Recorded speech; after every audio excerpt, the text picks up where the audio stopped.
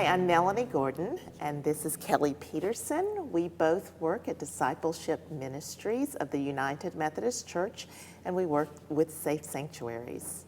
We're doing a series of videos as a resource to you who are developing policies, procedures, and practices around safe sanctuaries. So Melanie, as we kind of developed this project, we kind of put it out there. What are the topics that people struggle with as they develop practices around safe sanctuaries? And also, we also get a lot from people about, it's just another program, it's just another book. So could you talk to us a little bit, what is this series going to cover? What are some of the topics that people feel that they're really looking for some resources, and how it's so much more than just another program that's from another book? Absolutely. Our series is going to cover vital considerations in safe sanctuaries and how we live into our commitment to care for the vulnerable, which is just so important. And we have several general practices that all United Methodists should know and be aware of, and to keep it consistent across the denomination. Some of the things that we are going to cover in our series of videos, background checks and screening, and understanding who should be working with our children and our youth and our vulnerable adults, and knowing a little bit about their history.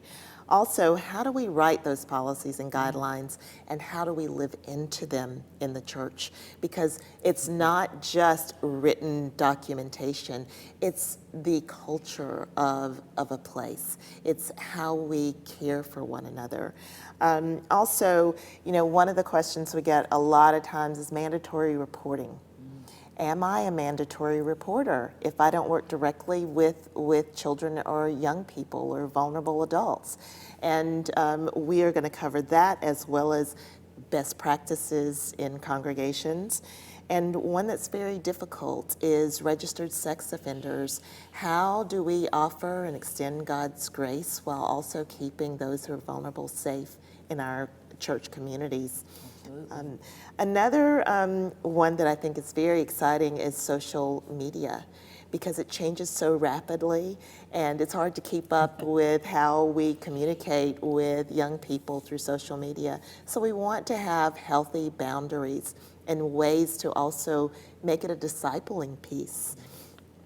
One more thing that I think is important that we have to really pay attention to as our generation, as generations begin to age and our society begins to age, is vulnerable adults.